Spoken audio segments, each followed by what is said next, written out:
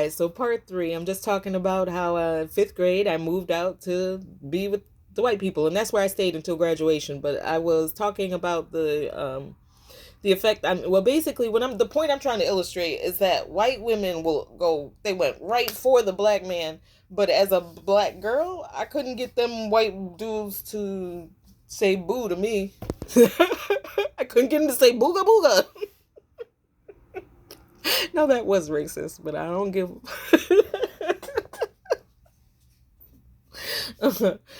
Yeah, and going to that school, I can remember a time. You want to talk about racist? Let's talk about it. It's sixth grade.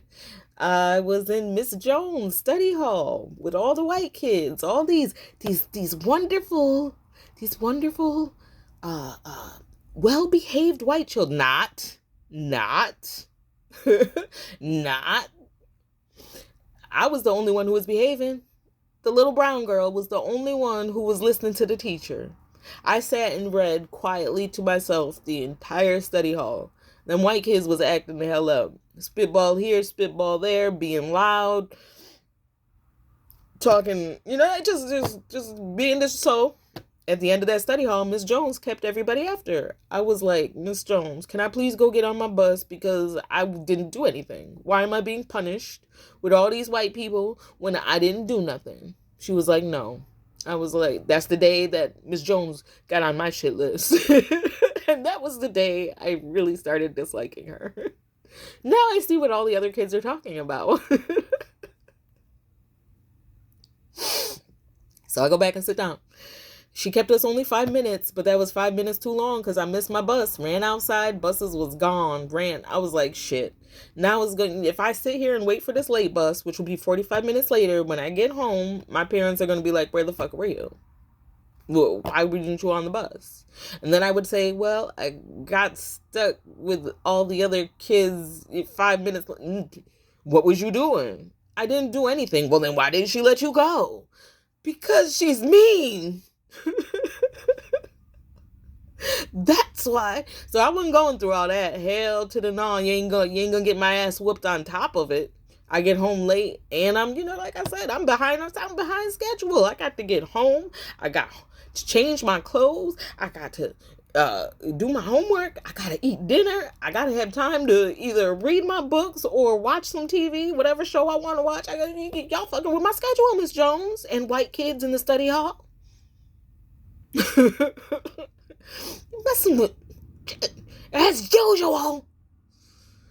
So I went to the office and I had them call the bus back. Bus 97, driven by Mr. McNamara. He was a good bus driver. You see, I remember all these names. Keisha was good at remembering names, so I hope you never hurt my feelings because I still remember you. Still remember you. And now I got the power to do some shit too. Now I know why Lord didn't remind me that I was a witch back in 12. Y'all, everybody would have been hurt. Everybody would have been hurt. And I would have had to come down another lifetime and start all over again. Thank you, Lord, for keeping me in the dark to my power until the age that you did, because you knew what would have happened. Yeah, and that's the power. That's the power of the Creator, man. I can sit here and say thank you for letting me go through all that bullshit, so that this can be the last and final time I am here. Thank you for that. So yeah, so they called the bus back, and I don't know how far they had gotten, but 2 white boys was mad about it.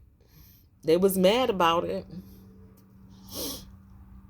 And they probably didn't even get far because my sister was still on the bus. So we were the first ones to get dropped off. Well, the second ones. I think the first ones were the Starrings at the top of Brothertown Road.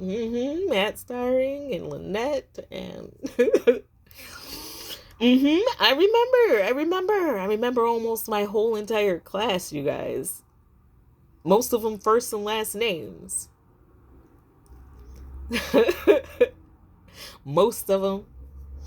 But so yeah, get on the bus, and these 2 boys, and I'm in 6th grade, mind you, and there was 2 high school boys. I believe at the time they might have been in 10th grade, and either 10th and 11th or 11th and 12th. old enough to know better, but a racist is gonna be a racist.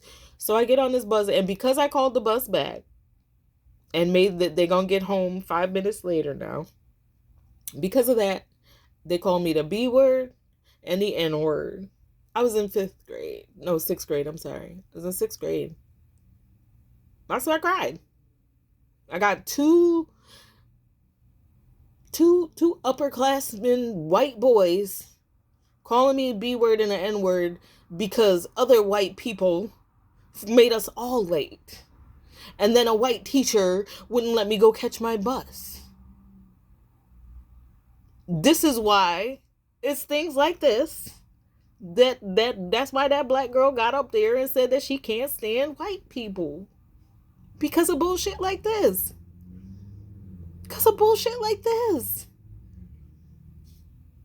And I can remember even at earlier age, and I've told this story before, when I'm like going around with my favorite aunt, my Aunt Donna, who was a white woman. I don't know how many times I gotta tell y'all. Her dad was racist too.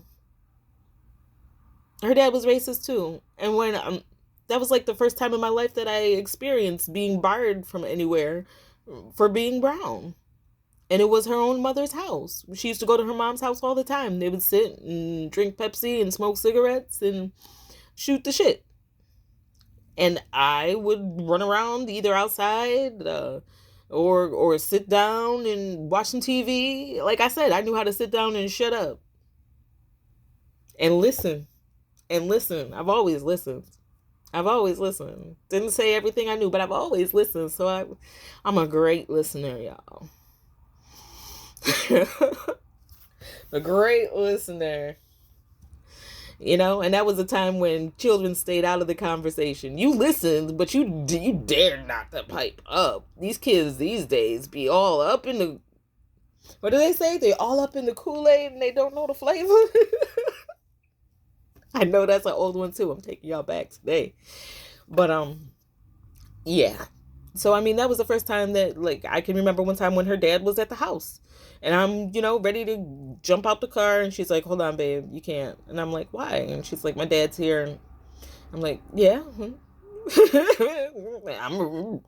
What? He doesn't like brown people. And she left me in the car.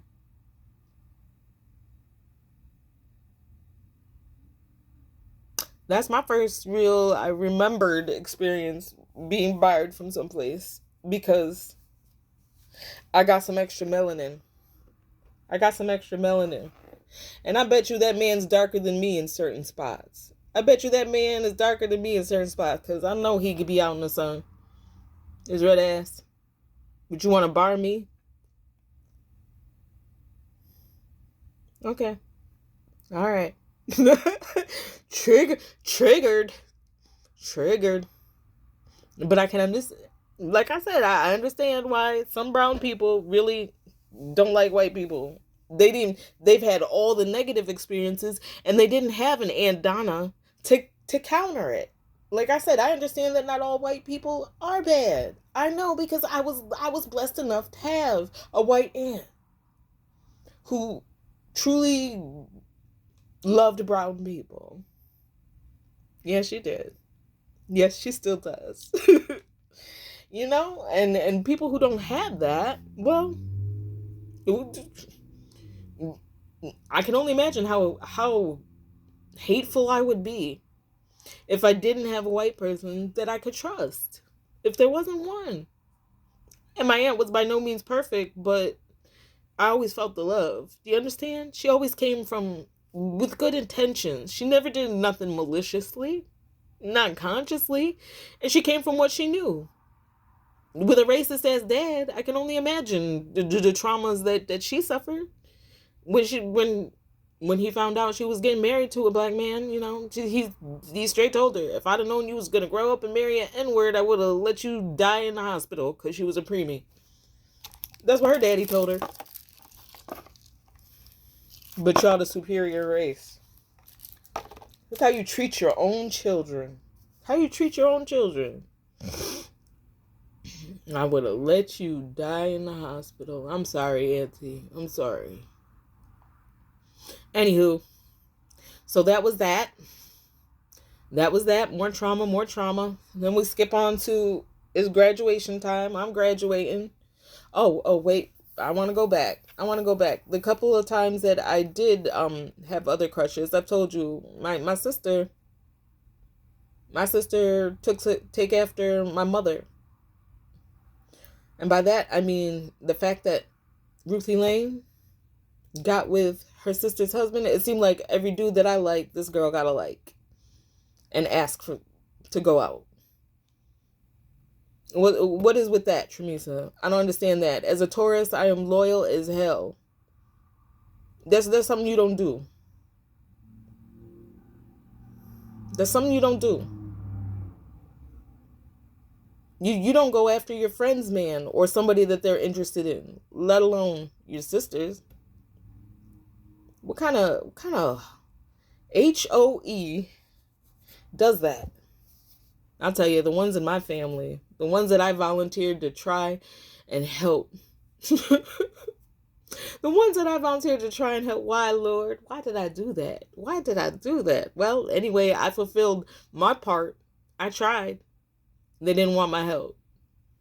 They wanted to do it what they thought was the quick, easy, fast way. It's got all it's earned them is lifetimes of karma. Lifetimes. They got to come down here on earth time and time again before they even begin to get it right. Good luck. I'm going to be tuning in the ethers. Let's watch Ruth fail again. What will be her drug of choice this life? Let's find out. Let's find out. Which disease will take her out this? Will it be the cancer? Will it be the diabetes? Will it be an STD? I don't know. Will she get M-worded by some woman whose husband she stole? I don't know. Let's find out. Does this sound cruel? Oh, I don't care. All right. And I guess that's a good place to stop. I'm going to have to write some notes so I can remember where to pick up tomorrow. But I think 3 parts is good for today. Thanks for tuning in. If you made it this far, stay tuned because there's more. Oh, there's more.